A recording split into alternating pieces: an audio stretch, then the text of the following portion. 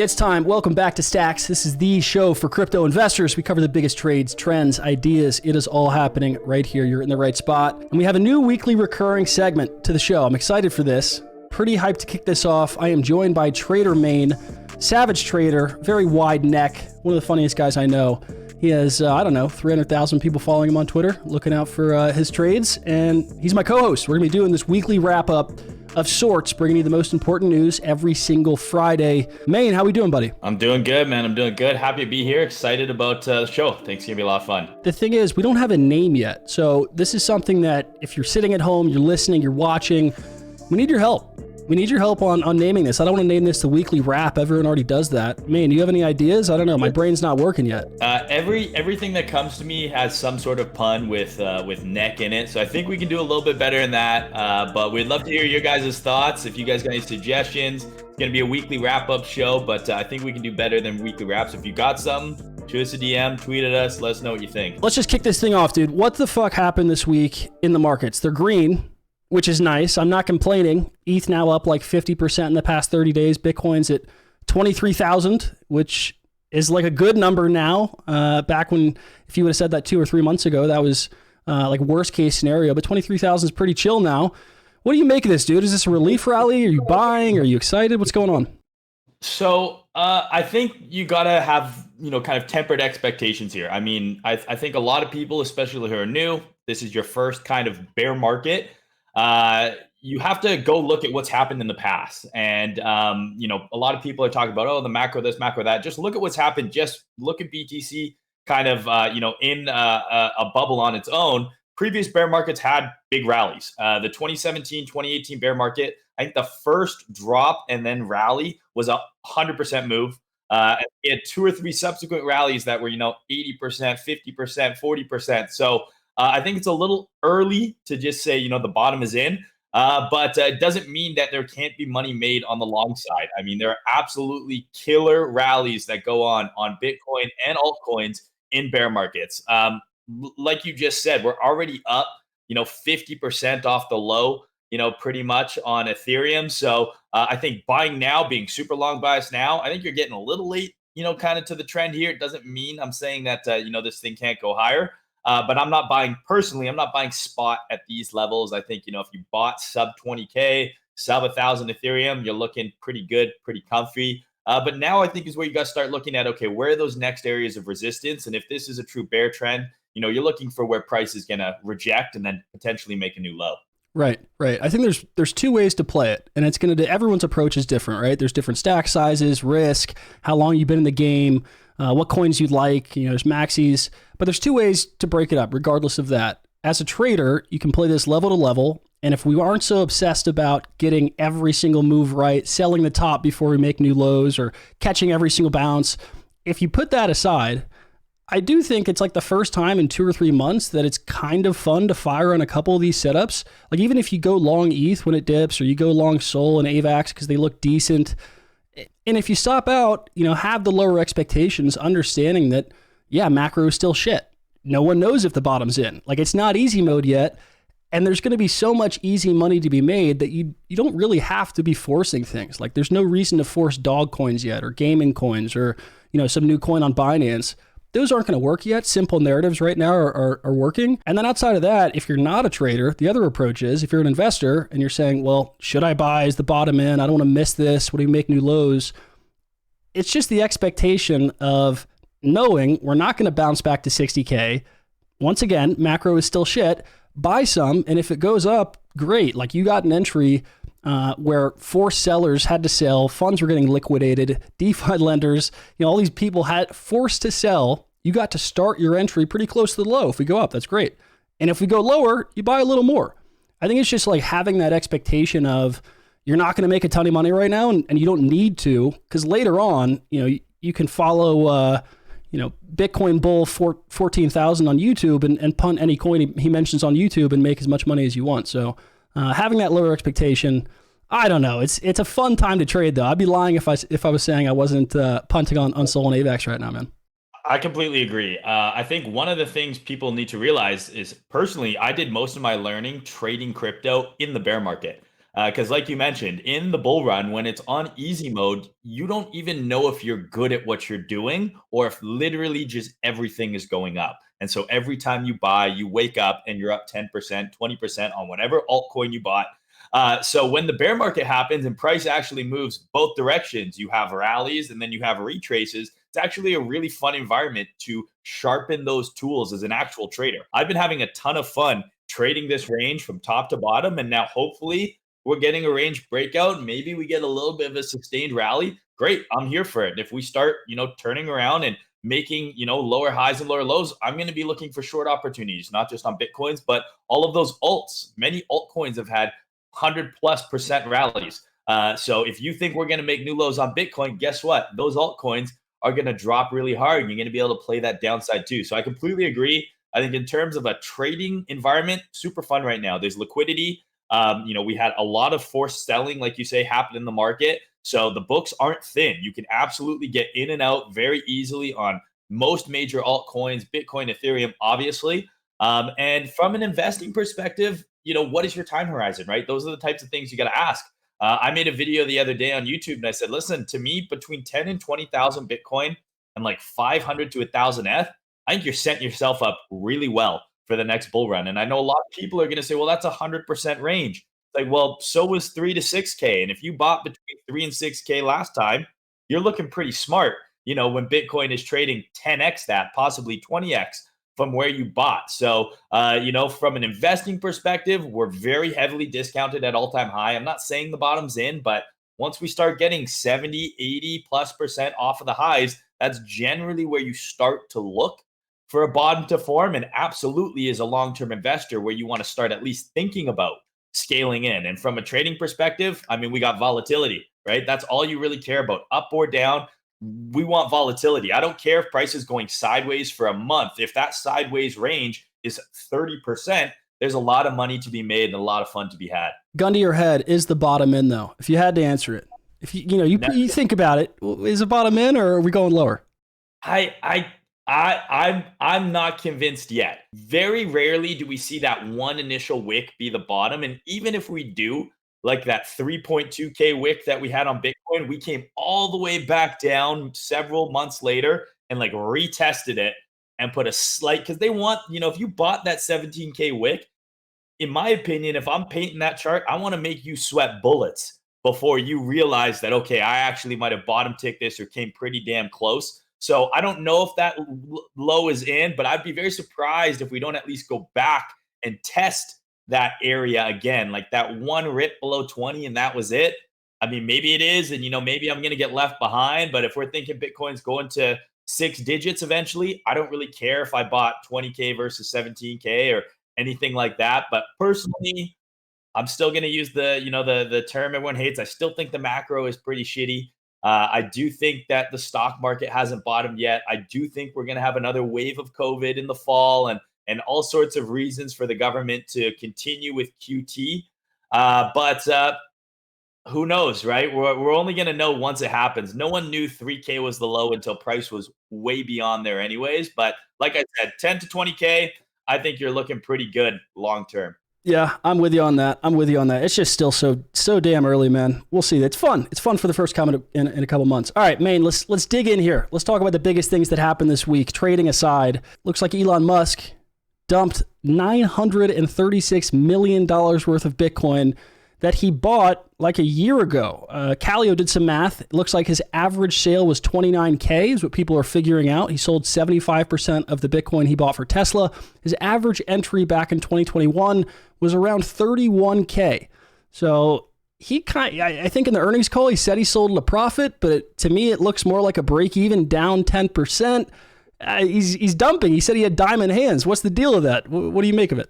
So people are hating on Elon for this. First of all, I think it's hilarious. This ingratiates him more to crypto, in my opinion, because he did what we all did in our first go round. He fucking round tripped the bag. Like, this guy was up billions of dollars and he literally round tripped and sold at a loss at potentially like the bottom. So to me, that's just kind of hilarious, because I think if you're a real kind of OG of CT and you've been through a cycle before, you have round tripped generational wealth at least once. You've held some a few times, bro. exactly. Like you held some altcoin, whatever it is, up stupid multiples all the way back down and end up selling at a loss only for it to bounce literally like the next day. So I think it's kind of funny that he round tripped the bag. I'm like, now he's like one of us. I mean, he's clearly got the body of a CT person. We all saw that image that's circulating online right now, but he's getting a lot of hate for that. First of all, where's all the body positivity people when everyone's making fun of Elon for being kind of out of shape and pale? But personally, if I want one guy to get us to Mars, I want him to look like that because that tells me he's working hard. He's actually running Tesla. He's in the lab working 16 hours a day, not seeing any sun. You look at Jeff Bezos, who's all jacked up on TRT and tan. I'm like, that guy's not running Amazon. So I kind of don't hate it. I think it's a bad rap, but I'm like, listen, man, this guy round tripped the bag. He's one of us now. One of us, dude, he's built like a fridge. Like I looked at that picture for 5 minutes. I don't know what I'm looking at. His rib cage maybe it's the rib cage being so big. I can't figure it out. His chest like goes in a different direction than his back. It's the centaur body. It's the centaur body. Trump has the same one where they're just like lean forward. You almost expect them to have hind legs. Oh my God, dude. Yeah, it's weird. I guess this cycle we're learning that billionaires trade like us. Like, Elon buys this for the Tesla treasury. This wasn't an individual trade, so it goes through a board. I imagine it has to get checked off by all these people in suits. It turns out they just buy the breakout and sell when it comes back down. I mean, it's not that crazy of a trading strategy. Then you have 3AC, this billion-dollar crypto hedge fund, one of the biggest of the time. Turns out they're borrowing billions of dollars and just leverage buying all the way down. We're learning that billionaires trade like CT people.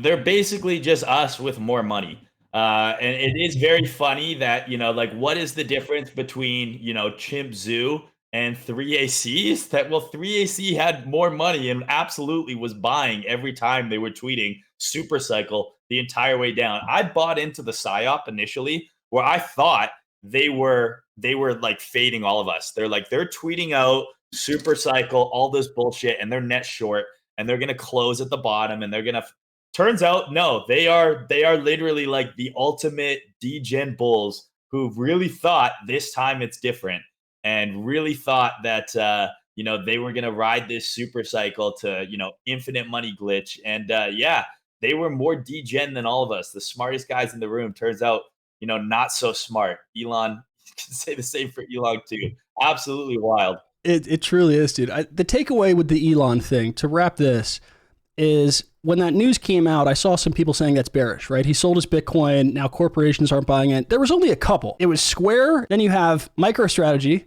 Michael Saylor, and then you have Elon. It was like 4 companies. And Elon's selling, when it gets announced he's sold, that means the selling has happened. So we actually have bullish selling. That's not just a meme.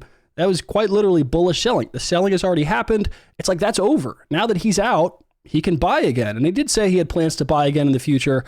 I don't know though, man. That's just strange to me. Buying $1 billion worth of Bitcoin for your company, holding it for a year. I don't get it. I just don't get it. I don't get it at all. You would think that I think he also kind of put himself in a lose-lose situation because if he would have sold at 50 or 60K, people would have ripped him and be like, yo, I thought you believed in Bitcoin. True. Right? You were just in it for the money like everyone else. Like, I think maybe in his mind, he's like, listen, now they can't say shit. I bought it, I started the bull run, and then I sold it for a loss. Leave me be. And I know he mentioned his initial sale back when he first bought. He sold some off, I think, the next quarter. He's like, I just want to prove that it's liquid, right?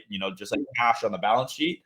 So I don't know. It's like, how does he win, right? If he would have sold for a profit, we would have shit on him. He sold for a loss, we're shitting on him. He's pasty in odd shape, we're shitting on him. I think that's just kind of the life you live as the richest or second richest man in the world. You can't really win. You're not going to be loved, right? That's true. Well, he can take it. He's got a lot of money to wipe his tears. Elon, 12 kids that we're learning. Who knows? His dad is now married and having a kid with his step sister. Whoa! Back up. You didn't hear this? His dad is married to his stepsister. Dad is married to his stepsister, who is like way younger, obviously, like 30, 40 year age gap here we're talking. So she's his stepdaughter. Yes, and he adopted her. This is a real thing. So Elon's dad adopted this girl when she was like 4 and is now married to her and had a kid with her. And he's like in his Bro, 70s. So I think the Musk family, what we know for sure is they're super viral. Like these guys, when they bust nuts, they work. So that's what we know for sure. Because Elon's got God knows how many kids with how many scientists across SpaceX, Tesla, whatever other companies he owns, and his dad is 76 and he's still not shooting blanks. So there you go. wow, I did not see that in the Tesla quarterly earnings report. But that's good info to have. That's a volatile fam. You know what? They could be trying to populate Mars. I respect that. So bad trade, but they're fulfilling the mission. Elon, better luck next time. I respect the gamble. Whatever the hell you guys are doing, just stay away from me. Stay away from me with all that. All right, Maine, we got another piece. This was equally as ridiculous. This is Coinbase. One of their managers was just charged with insider trading. This one's wild. Back in April, Kobe tweeted out that an insider, he tracked it, an insider bought hundreds of thousands of dollars worth of these tokens that were about to be added to Coinbase listing process. And this is just a Twitter account. Like anyone could have found this out, looked up the coins they were adding, and searched the addresses. He tweeted it out. 4 months later, it just broke news yesterday. They get charged, and Coinbase comes out and says, "We caught him." It turns out the guy that was arrested was literally the person in charge of creating the transparency reports on why what they're doing and assets they're adding is fair. What the hell is going on at Coinbase, dude? I mean, welcome to TradFi, guys. Turns out not everything is, fair and fine dandy. Like there's insider trading, there's information asymmetry, and that's only going to get more and more apparent in crypto. I do think it's one thing that I think's funny. Like, love Zach XBT's work. I think what he does is great for the space. But I think the fact that some people are so shocked that this kind of stuff is happening in crypto don't realize this kind of stuff has been happening in traditional finance, the corporate world in general for literally ever. It's just how it is. It is kind of hilarious and only in crypto where you see something this incestuous happening within the, kind of main publicly traded company within the crypto space that's supposed to be our like shining of example of like, hey, we need to be taken seriously. Look, Coinbase is traded publicly now. I do think it's funny that I think it was the chief legal officer or someone high up at Coinbase who, released some thread naturally. He's like, here's what happened, a thread. Let me explain our foibles. But it was, he's like, what we list aren't securities. We go through a rigorous listing process before we list anything. I don't think it takes a rocket scientist to go look at the listings of Coinbase to realize that, they're just throwing like darts in the dark. Like it's almost like hilarious how bad the things they choose to list are. But the fact that someone was trying to, make a quick buck, it's like when you're in accounting and like you're the person in charge of writing like who money is owed to and also writes the checks. Like it's like that's just a lack of control. Like that guy shouldn't be able to say, "Oh, this person owes money, and I also happen to write the check, and that person is me." And boom, Bob's your uncle, and all of a sudden you have someone embezzling money from the company. But hilarious. What can you say other than that? Yeah, that thread, someone wrote, it was a Coinbase manager. He writes out that none of the securities or none of the coins we've listed on Coinbase are securities. DB Tier 10K, it's the guy that publishes all the crypto news. He listed out the 9 coins that the SEC is now saying are securities. I've never heard of these. I'm curious. If you're listening, if you're watching, let us know if you've ever traded these coins. AMP, RLY, DDX, XYO, LCX, Chromatica, DFX. What is this shit, dude? This is the biggest exchange in the US. I just don't understand. Like the set of balls on this guy to not only choose these coins. I've been here for 5 years. I've never heard of this. And I look at absolute dog shit coins every single week. Never seen these. The balls on this guy to not only choose these coins, also buy them ahead and publish a blog on why what he's doing is fair. It just blows my mind, dude. It's like we can't even help ourselves here in crypto. No, it's like almost too good to be true. I mean, there's a movie in here somewhere for what's happened in this bull run. Like, there's absolutely a movie that should be made by like Quentin Tarantino or something about what has gone on. The whole 3AC arc, this Coinbase arc, the Elon arc. There's just so much that has happened, but it just makes me feel a little nostalgic because I came into crypto in 2014, 13. And back then it was Mt. Gox and it was the exchange hackings like Cryptsy and things like that. And it's just like kind of reminiscent for me where all of these bear markets had these stories where like the unthinkable would happen. But the kind of silver lining is usually all these things coalesced at or near, price bottoming out. And then, eventually the good times continuing to roll. So hopefully, what else can happen? Like literally what else can happen at this point? I don't know. Like it's a good thing to have all this bad news be coming out and price actually doing all right is kind of how I think of it. Well, I love that, CT, one of those trigger words is priced in. Like in this instance, this is actually the proper use of that term. Like the Elon thing, I was like, can't believe sold. It's like, yeah, but do you not realize this is actually already priced in? He already sold, right? Like the liquidation, we now have evidence like that the liquidations have happened. Like it's done. That leverage is now out of the system. It's no longer there. So if you're trying to, use one of those trigger words on CT priced in, this is an instance where, yeah, this is a lot of bad news, but most of it, has been priced in at this point. So that's a good thing. Man, I think that covers it. I mean, this week, a lot of bad news, but as we said, it's good as it gets more priced in. The one concern still is macro, obviously, and there's going to be some other developments we're going to talk about on the show. ETH merge timeline, that's big. I think that was one of the big catalysts this week that got everything going. We're going to be talking about the correlation to stocks. It looks like it's decreasing a little bit. You have 4 sellers mostly done. The biggest risks, though, that still remain are regulatory. Now the SEC is looking at us, probably for good reason. And Mt. Gox coins could be released. That's why everyone's a little bit worried. So that's going to have to wait, though. That's coming next week. Man, before we wrap here, I got to ask, are you buying anything this week? You don't think the bottom's in. I know you're over there punting some coins, though. You're looking at the charts all day. What are you buying? So I'm looking at right now potentially one more leg up on this move across the board. I think we've seen the whole ETH merger narrative kind of play out a little bit. If you go look at that FBTC chart, we were in that very long accumulation range. We'll have that chart maybe thrown up on the screen. And then it finally broke down when the market crashed. And over the last couple weeks, we've seen FBTC rally extremely hard. And that has been correlated with seeing ETH obviously outperform Bitcoin. I now think that there might be a chance here where we see Bitcoin have a little bit of legs and actually potentially outperform Ethereum on this next leg up.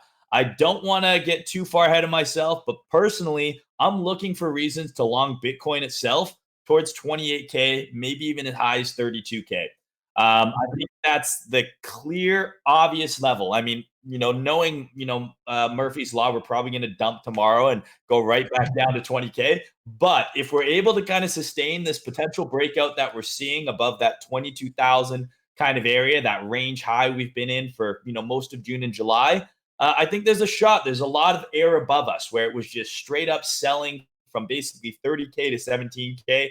Let's see if we can fill some of that in. So I'm long biased tentatively on Bitcoin itself. Yeah, I'm with that. I just like the idea of firing right now. It's the first time in 2 months where it actually makes sense.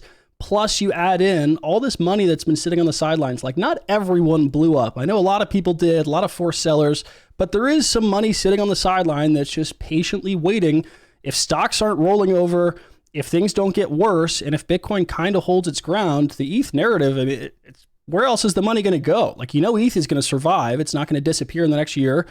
If all of a sudden things kind of stabilize, I could see ETH continuing to move higher. It's not going to be pretty, but I like ETH moving higher. I like Sol and AVAX, but that's really as deep as I'm going to go down the altcoin path for now. It's just a couple, but mostly focused on Bitcoin and ETH. Stay with the big boys would be my piece of not financial advice. Like if you want to catch that asymmetry to the upside, you're like, I don't want to trade Bitcoin for a 5% move. I want to catch 10, 20+%. I think the big boys are still where it's at, the Sols, the AVAXs. I think that's kind of the safe play. But like you said, it's fun right now. It's the first time in a while where I'm like looking at my scanner and I'm like, oh, there's something on, there's some coins on here that don't look like absolute garbage. So that's always a fun time as a trader. And then obviously we got the news keeping us entertained as well. Yeah, that's never going to stop. Good shit. Well, I hope you guys enjoyed this first edition. This is the new segment on the Stacks podcast. It's going to drop every single Friday. Don't get mad at us if we go to Miami or Dubai or wherever the hell I always see you, Maine.